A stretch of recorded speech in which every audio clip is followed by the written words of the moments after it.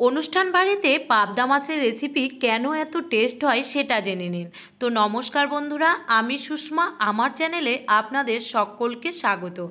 তো চলুন তাহলে শুরু করা যাক আজকের এই রেসিপি সর্ষে পাবদা। প্রথমে আমি এখানে একটা প্লেট নিয়েছি। এই প্লেটের মধ্যে নিয়ে নিচ্ছি বাজার থেকে আনা টাটকা পাবদা মাছ। আমার এখানে টোটাল 8খানা পাবদা মাছ রয়েছে। পাবদা মাছগুলোকে খুব ভালোভাবে ঠান্ডা জল দিয়ে 2 থেকে 3 বার ধুয়ে নিয়েছি। এবার এই মাছগুলোকে ম্যারিনেট করে নিতে হবে।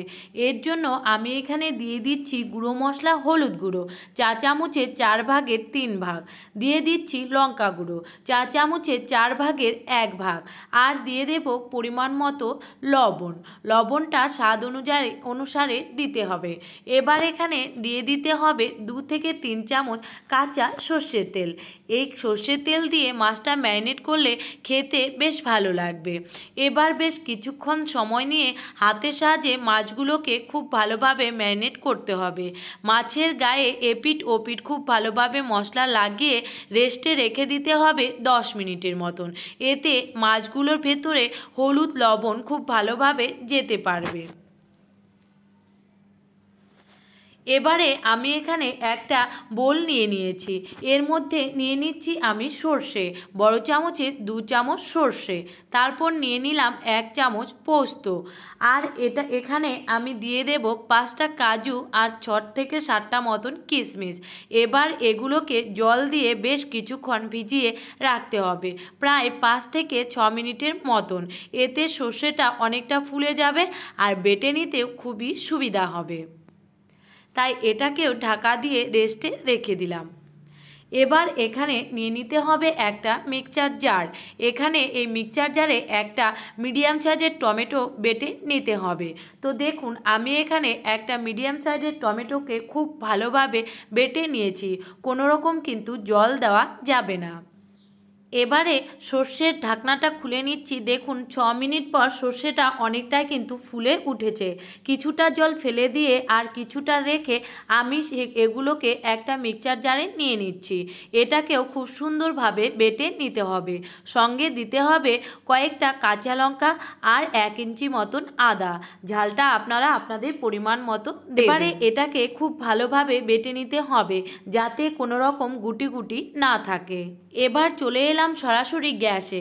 কড়া বসিয়ে দিয়েছি, দিয়ে দিলাম সর্ষের তেল। তেল খুব ভালোভাবে গরম হয়েছে কিনা দেখে নেব। এর জন্য দিয়ে দিলাম কয়েকটি গোটা জিরে। জিরেগুলো ওপরের দিকে ভেসে আসলে বুঝে নিতে হবে তেলটা খুব ভালোভাবে গরম হয়ে গেছে। এবার জিরেটাকে উঠিয়ে নিচ্ছি। এই তেলের মধ্যে আমি এবার মাছগুলোকে ভেজে নেব। আমি এখানে মাছগুলোকে 2 ব্যাচে ভেজে নেব। আমি সবার প্রথম ব্যাচে 4টে মাছ দিয়ে দিয়েছি, আর খুব বেশি ভাজার কিন্তু দরকার নেই। হালকা এপিট ওপিট করে উঠিয়ে নিলেই কিন্তু হয়ে যাবে। আর এই মাছগুলো অনেকটা কিন্তু নরম হয়, তাই 2টো খুন্তির সাহায্যে উল্টে এগুলোকে ভেজে নিলে কিন্তু সুবিধা হবে। তাই মাছগুলো ভেঙে যাওয়ার কোনো ভয় থাকবে না। আর খুব বেশি ভাজার কিন্তু দরকার পড়বে না। এপিঠ ওপিঠ একটু হালকাভাবে ভেজে নিলেই কিন্তু হয়ে যাবে। যাতে মাছ থেকে কোনো রকম কাঁচা গন্ধ না থাকে সেটা খেয়াল রাখলেই হবে। তো দেখুন, এবার এইভাবে আমি মাছগুলোকে উঠিয়ে নিচ্ছি। এখানে মাছগুলো ভাজার সময় গ্যাসের আঁচকে একেবারে মিডিয়াম টু লোতে রেখে মাছগুলোকে ভেজে নিতে হবে।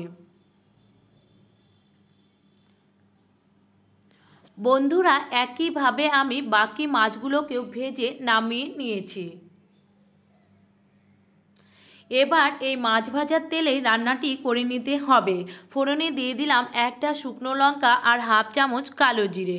ফোড়নটা একটু ভালোভাবে এসে গেলেই এর মধ্যে দিয়ে দিতে হবে হলুদ গুঁড়ো। বন্ধুরা, তেলের মধ্যে এই মশলাটা দিলেই কিন্তু রেসিপিটা খেতে বেশ ভালো হবে। হলুদ গুঁড়ো দেওয়ার পর দিয়ে দিয়েছি 1/2 চামচ লঙ্কা গুঁড়ো। মশলাটা একটু নেড়ে চেড়ে দিয়ে দিলাম টমেটো পেস্ট, যেটা আমরা আগে করে রেখেছিলাম। টমেটো পেস্টটা দেওয়ার পর খুব ভালোভাবে নাড়িয়ে নিতে হবে যতক্ষণ না টমেটো পেস্টটা ভাজা ভাজা হয়ে যাচ্ছে। তো টমেটো পেস্টটা হাফ ভাজা হয়ে গেলে দিতে হবে পরিমাণ মতো লবণ আর স্বাদ মতো চিনি।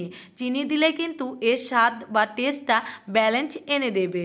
এবার খুব ভালোভাবে মশলাটা এই তেলের সঙ্গে ভেজে নিতে হবে। মশলা আর টমেটোটা খুব ভালোভাবে ভাজা হয়েছে কি না সেটা বুঝতে হবে কিন্তু তেলটা যখন ছেড়ে দেবে। তো ভাজতে ভাজতে এক সময় তেলটা আর মশলাটা আলাদা হয়ে যাবে। সেই সময়ই এখানে দিয়ে দিতে হবে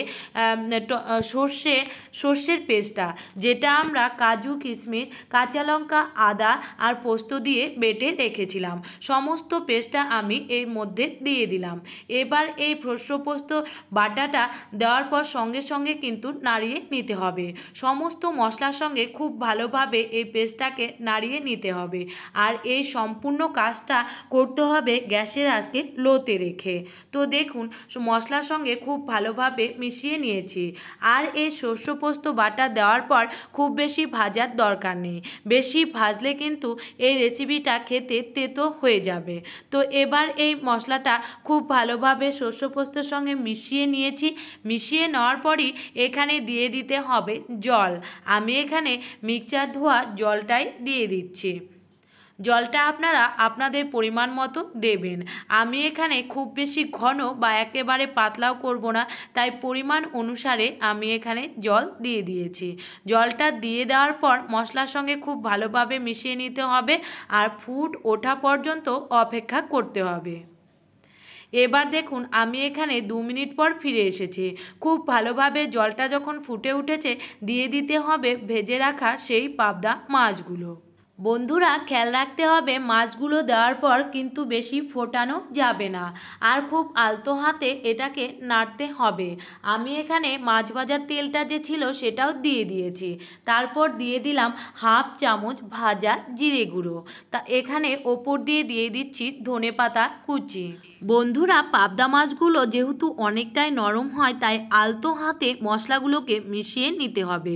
ওপর দিয়ে দিয়ে দিতে হবে কাঁচা লঙ্কার চেরা আর 1 থেকে 2 চামচের মতন সর্ষের তেল। তাহলেই রেডি হয়ে যাবে আজকের এই সর্ষে পাবদার রেসিপি।